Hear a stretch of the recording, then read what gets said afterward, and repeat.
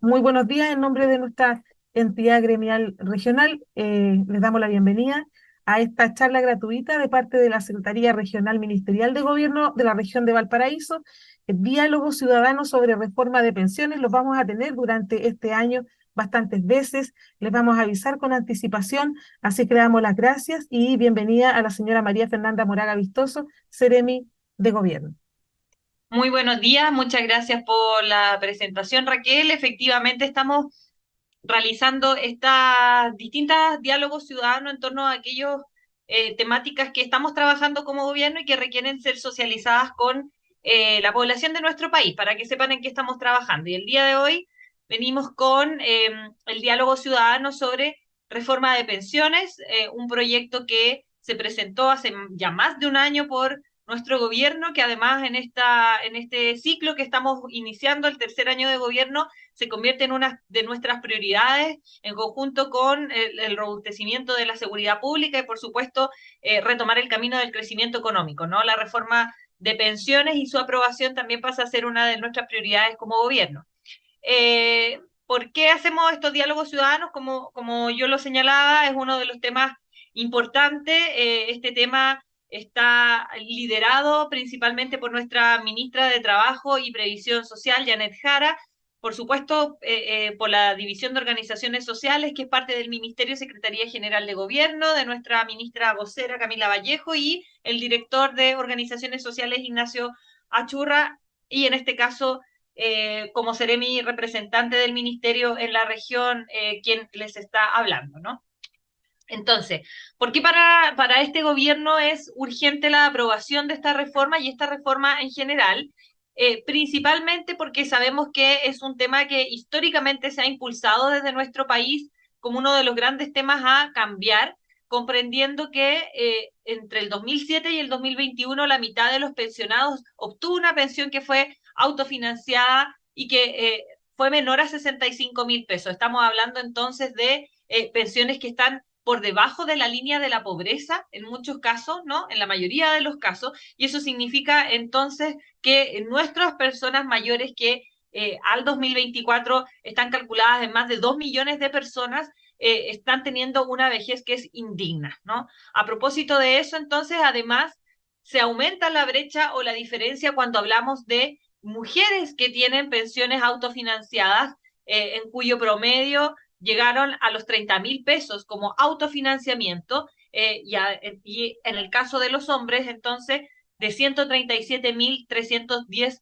pesos. Es decir, los hombres tienen una pensión más elevada que la de las mujeres con el sistema actual, ¿no? Sin embargo, siguen siendo pensiones insuficientes. Ambas pensiones aumentan, por cierto, cuando es otorgada además la pensión garantizada universal, que nosotros esperamos a propósito de este proyecto también y de la combinación de este proyecto con el pacto fiscal pueda aumentar a 250.000 pesos como un piso mínimo garantizado para nuestras personas mayores.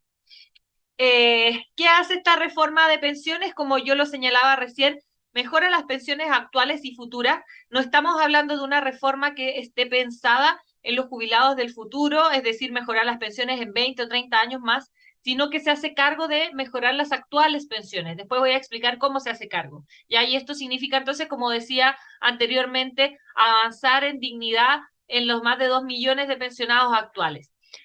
Disminuye la discriminación hacia las mujeres. Esto no significa que los hombres van a tener pensiones más bajas, sino que se incorporan distintos elementos que hacen que las pensiones de las mujeres suban y se igualen a la de los hombres. Y ahí voy a dar algunos casos concretos de esto. En un tercer lugar, deja atrás el sistema extremo de bajas pensiones que se ha dado a propósito de las AFP. Termina con las AFP como las conocemos y entra un sistema mixto que también explicaré más adelante, y por cierto incorpora la cotización del empleador a través de este seguro social. Y ahí lo primero es desmitificar que este seguro social no se financia con el sueldo de los trabajadores, sino que es una cotización del empleador en un sistema que nosotros creemos que debe ser solidario, ¿no? Y en donde deben existir tres billeteras: la billetera nuestra, personal como trabajadores, por cierto, la billetera del Estado a través de la pensión garantizada universal y la billetera del empleador a través de esta cotización que va a un seguro social.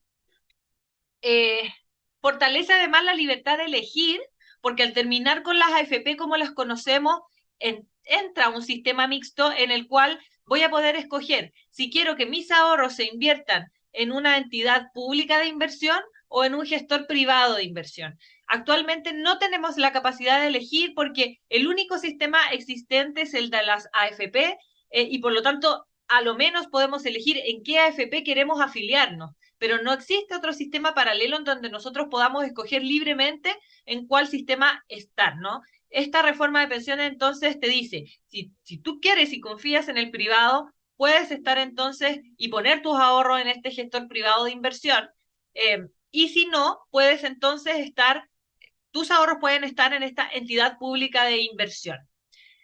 Crea además un sistema mixto, que es lo que yo les señalaba recién, con un pilar no contributivo, con un pilar de ahorro individual, el no contributivo, por cierto, la pensión garantizada universal, el de ahorro individual, el nuestro, que se mantiene en un 10%, 10 y fracción por ciento, y el pilar del seguro social, que es a través de la cotización del empleador. Y por cierto, valora el esfuerzo personal, porque aquí, entre más años yo trabaje formalmente y cotice, entonces mi pilar de ahorro individual será mayor y el seguro social no va a cubrir a aquellos que trabajen de forma informal, sino solo aquellos que estén formalizados, por lo tanto también robustece las pensiones de aquellos que han trabajado toda su vida, ¿no? Y han hecho este esfuerzo personal para mantener ahorros destinados a su vejez. Eh, este sistema mixto es tripartito, como señalaba, con la PGU a través de los impuestos que esperamos aumente a 250.000 pesos, con la cotización del empleador, que nosotros presentamos un proyecto del 6%, ¿no? Que eso está en discusión actualmente. Nosotros esperamos que se mantenga sí o sí, tal vez va a ser un porcentaje menor, pero que este pilar de seguro social exista, es el corazón de esta reforma de pensiones. Y por cierto, con el 10,5% de la cotización del trabajador que se mantiene. Se fortalece la PGU, y la principal rédito, consecuencia de aquello que se fortalezca la PGU es que se termina con los adultos mayores o las personas mayores más bien bajo la línea de la pobreza, que ya no van a tener entonces pensiones que estén por debajo de la línea de la pobreza, lo que por cierto ya es un avance significativo respecto a avanzar en dignidad para la vejez de nuestras personas mayores. Aumentará entonces, al aprobarse esta reforma o de ser aprobada, desde 193.917 a 250.000 pesos la pensión, por cierto, con gradualidad, priorizando aquellas pensiones más bajas hasta ya estabilizarnos y entregar a todos un mínimo de 250.000 pesos. Se va a eliminar también el requisito de focalización, se va a cubrir al 90% de la población total de Chile, para estar en régimen, como se señala en la diapositiva, con la reforma tributaria y convertirse así la PGU realmente en una pensión universal. Y por cierto, incorpora a aquellos pensionados por leyes reparatorias que actualmente tienen que elegir si se quedan con la PGU o con esta pensión por exonerados, vale, Cherretic o pensiones de gracia, lo cual no es correcto, toda vez que finalmente tienen naturalezas distintas. Estamos hablando de que la PGU es una pensión que se otorga por vejez, no por jubilarse, por haber cumplido con la entrega de trabajo durante tantos años para enriquecer nuestro país, ¿no? Mientras que las otras pensiones tienen que ver con leyes reparatorias, con una naturaleza reparatoria a propósito de vulneración a los derechos humanos, etcétera, y por lo tanto, entonces, con esta reforma de pensiones van a poder ser compatibles y aquellos que tengan ya una pensión por ley reparatoria o pensión de gracia no deban escoger por cuál de las dos optar. Eh,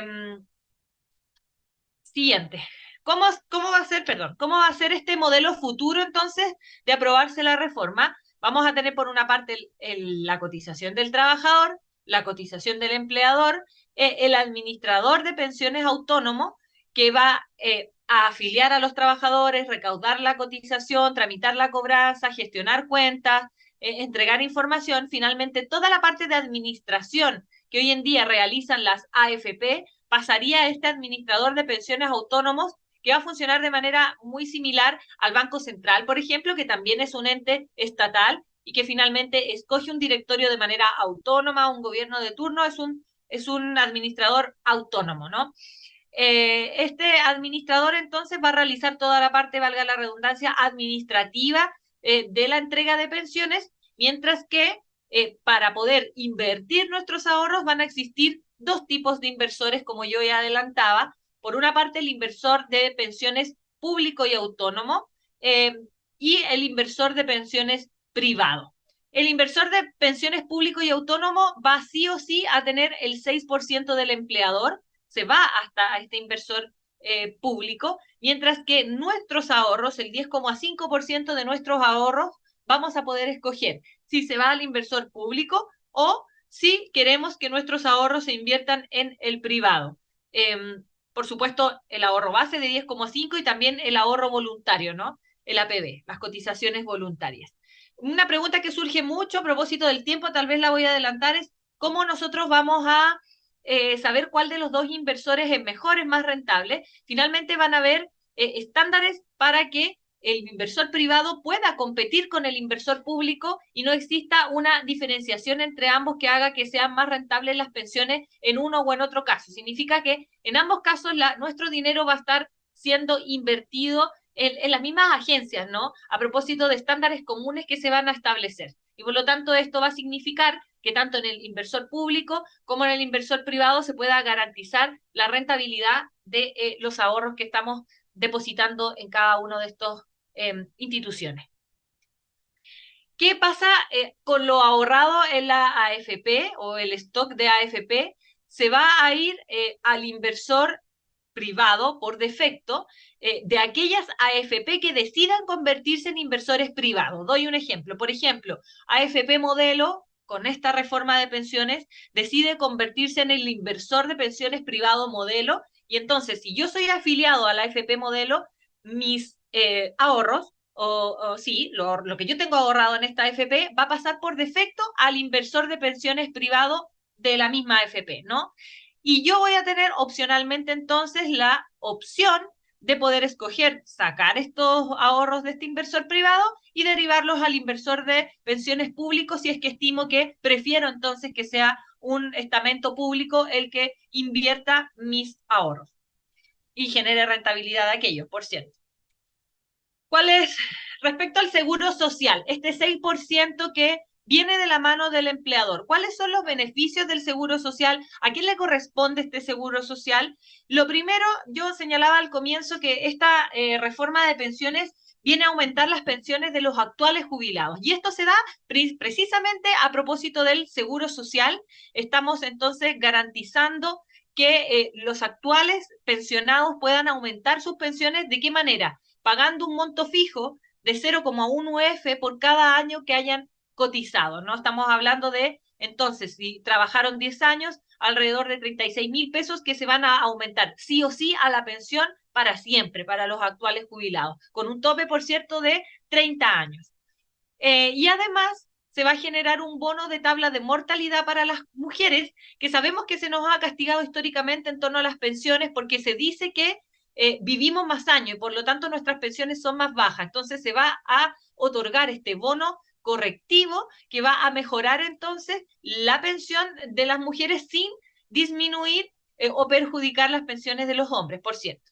Eso cubre el seguro social a los actuales pensionados, mientras que a los futuros pensionados los va a beneficiar de distintas maneras. La primera, con una pensión de vejez del seguro social que va a ser de solidaridad intergeneracional, es decir, calculando en base al saldo acumulado en la cuenta personal de los aportes del seguro social, y además una pensión de sobrevivencia de seguridad social, es decir, en caso que fallezca la persona pensionada, se va a transmitir a cónyuges e hijos menores de 25 años que estudian.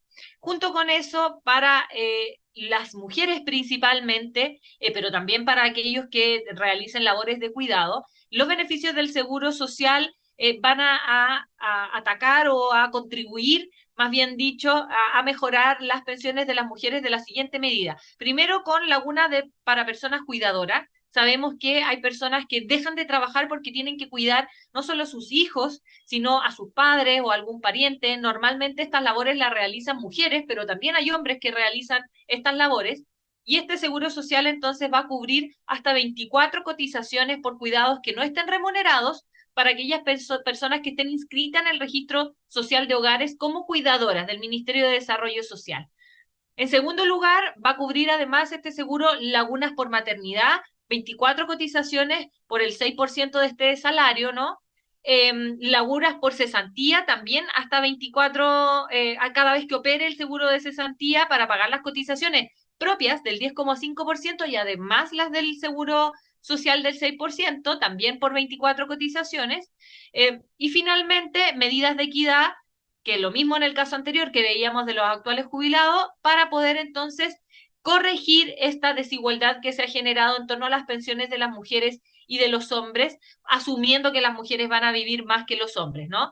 Es decir, este seguro social lo que hace es que ya no dependa de nosotros enfrentar una contingencia, como por ejemplo ocurrió con la pandemia, que tuvimos que sacar todos nuestros ahorros previsionales para poder subsistir en un momento de contingencia extraordinario, sino que más bien el seguro social va a estar disponible ahí cuando nosotros tengamos algún inconveniente y no podamos entonces sustentarnos para que nuestra vejez no se vea afectada por una contingencia del presente.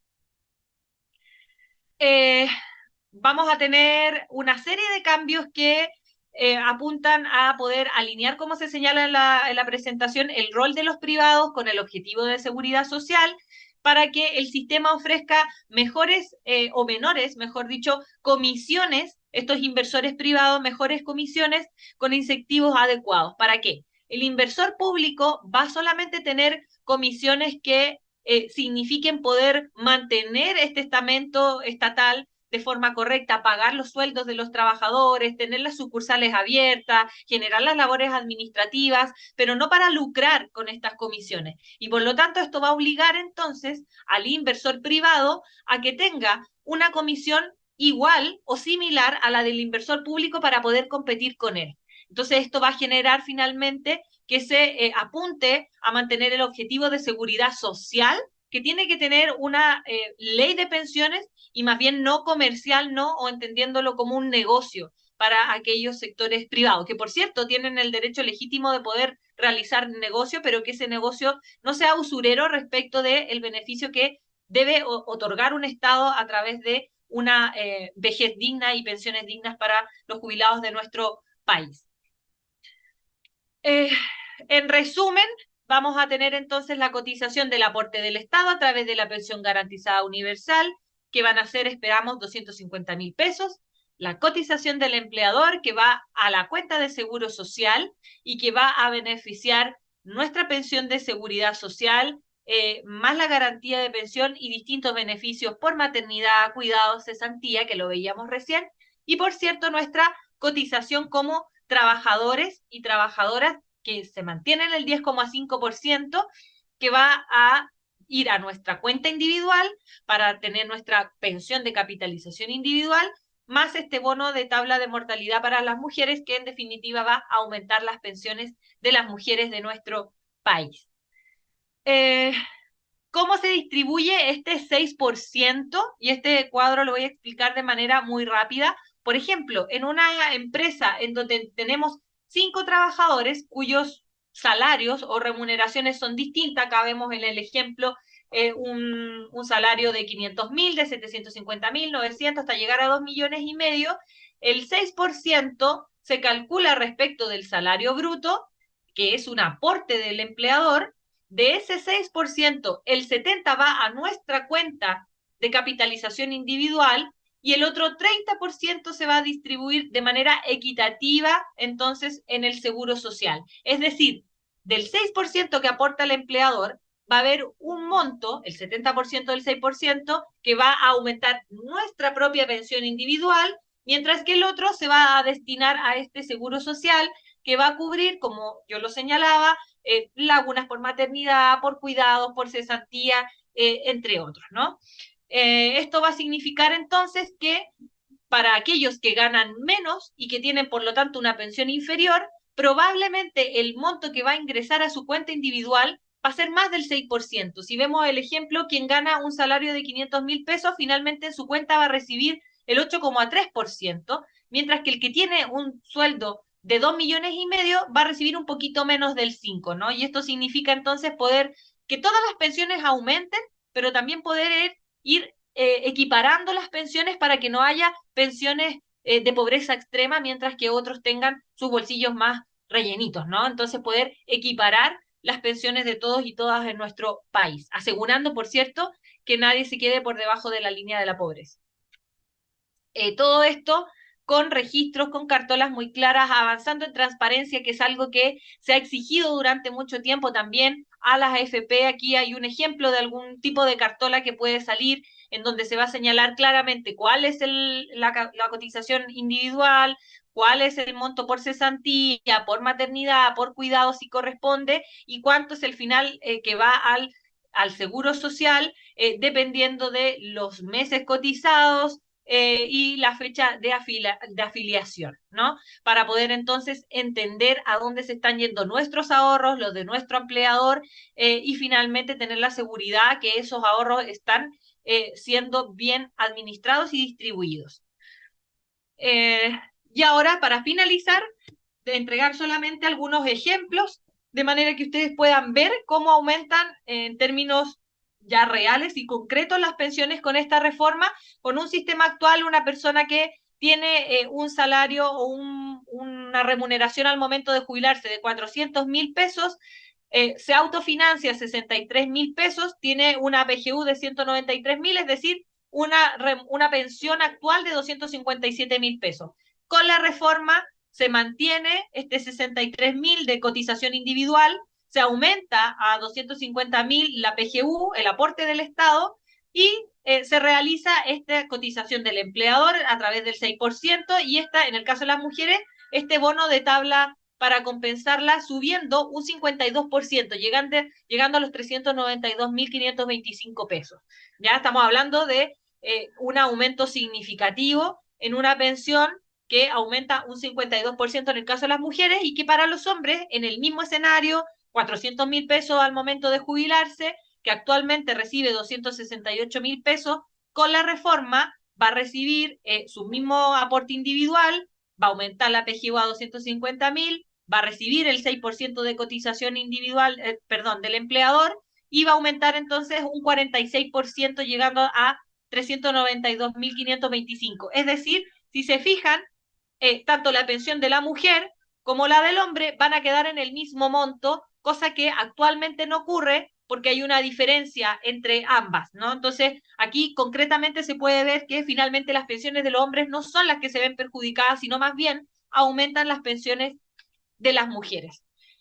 Acá el último ejemplo, en el caso ya de que la persona tenga una remuneración de 1.000.000 de pesos, actualmente recibe una cotización o sea, una jubilación de 353.000, y con la reforma, agregándole la cotización del empleador, la corrección del bono de tabla por ser mujer, ¿no? Y el aumento de la PGU, aumenta un 43%, llegando a los 504.000 pesos, ¿no? Y fracción. En lo mismo que en el caso de una mujer que, ay, me fui hacia atrás, perdón, de una mujer que su salario al iniciar su vida laboral sea de 400.000 pesos, también se va a ver aumentado, en este caso en un 63%, incluyendo en este ejemplo, por ejemplo, que tenga el bono de maternidad que se agrega, más el seguro social, más la corrección por la tabla de mortalidad, finalmente aumenta a 495.426 pesos. Entonces estamos hablando de que en todos los casos y en cualquier ejemplo, las pensiones en nuestro sistema de jubilación van a aumentar. Esa es la presentación, la hice bastante rápido en honor al tiempo, para que podamos pasar brevemente quizás algún comentario, algún aporte antes de finalizar. Perfecto, muchas gracias, Seremi. Hay una pregunta de la señora Janet Martínez que dice, con respecto a la PGU, una persona que está jubilada con una pensión aproximada de 200.000 y sigue trabajando en forma independiente, ¿puede postular y obtener el beneficio? Si se refiere con beneficio a la PGU, sí, la PGU está garantizada para todos, independiente de, o va a estar garantizada para todos, independiente de si trabajan de forma formal o no formal, ¿ya? Hay que hacer la distinción entre formalidad e independiente. Puede que la persona sea independiente, pero que aún así se autocotice, genere boletas de honorario, ¿no? Y en ese caso, esa persona va a poder decidir si dentro de la cotización que se realiza de manera automática, ¿no? O sea, personal con boletas de honorario, si desea además otorgar el 6% al seguro social o no, va a ser una decisión de esta persona, en el caso de que trabajen de manera independiente pero formalizados, mientras que una persona informal, voy a poner un ejemplo, por ejemplo, un comerciante ambulante o un comerciante que está, bueno, que está en un puesto pero que no está regularizado ni formalizado, que recibe ingresos, que finalmente va a jubilar, esa persona va a recibir una pensión garantizada universal solamente, pero no va a tener opción del seguro social, al no estar formalizado y no haber realizado entonces cotizaciones de ahorro individual durante toda su vida laboral, ¿no? Entonces hay que distinguir personas que están formales de informales y luego dentro de las formales, las que son independientes, mantienen la pensión garantizada universal y luego de manera voluntaria pueden decidir si incorporan parte de su remuneración, de su salario, al 6% del seguro social. Perfecto, muchas gracias. ¿No hay más preguntas, Seremi? Ya. Aquí viene otra de la señora Betsadeva y aprovechar los últimos minutos que nos quedan con la Seremi de Gobierno. Dice, buenos días, mi papá este año cumple 65 y tiene una pensión anticipada por invalidez. Su ingreso por pensión es de aproximadamente 215.000 pesos. Esto incluye PGU. Mi pregunta es si este año le aumentará el aporte de PGU y de esta manera le aumentará su sueldo. Él Nosotros recibe hemos, sí, 215. ¿Entendió? Sí. Ya. sí, entendí. Efectivamente, la pensión garantizada universal actualmente, como vimos en los ejemplos, está en 193 mil y fracción. Nosotros, nuestro ministro de Hacienda ha señalado hace algunos meses atrás que la pensión garantizada universal se va a ir reajustando conforme el IPC. Por lo tanto, va a subir un poquito, ¿ya? No tanto, sino que respecto al ajuste que se realiza por IPC. Ya los 250.000 pesos en que nosotros queremos que aumente la pensión están sí o sí ligados a esta reforma, por cierto. Entonces, en la medida en que este proyecto se apruebe, la pensión va a aumentar significativamente a 250.000 pesos de manera gradual, por cierto. Mientras eso no ocurra y este proyecto todavía no esté aprobado y esté en proceso en el Poder Legislativo, no en el Congreso, en este momento en el Senado, entonces lo que va a pasar es que la PGU solo se va a ir aumentando conforme el reajuste del IPC. Eso significa que va a aumentarle un poquito la pensión, pero no tan significativamente como pudiera ocurrir si es que se aprueba la reforma finalmente. Perfecto. Ahí están las preguntas contestadas por la Seremi de Gobierno Región Valparaíso, señora María Fernanda Moraga Vistoso, que está junto a nosotros en este charla, Diálogo Ciudadano sobre Reforma de Pensiones. Si no hay más preguntas, vamos a dejarla entonces para que pueda continuar con sus actividades. A ver, aquí hay algo más. Dice, en la pensión de mi papá tiene de su propio fondo y parte de PGU. Claro, justamente como decía la Seremi, todo depende también de la aprobación de la reforma, pero igual va a aumentar un poquito más. Así es. Le damos las gracias entonces a la señora María Fernanda Moraga Vistoso, que gustosamente participa siempre con el Colegio de Contadores de Chile, Región Valparaíso. Recordarles que esta charla va a estar en sus correos grabada por canal de YouTube, la van a poder revisar todos los colegiados que estén al día y obviamente vamos a tener a la Seremía de Gobierno Región Valparaíso cuando tenga más novedades junto a nosotros durante este año 2024. Señora María Fernanda.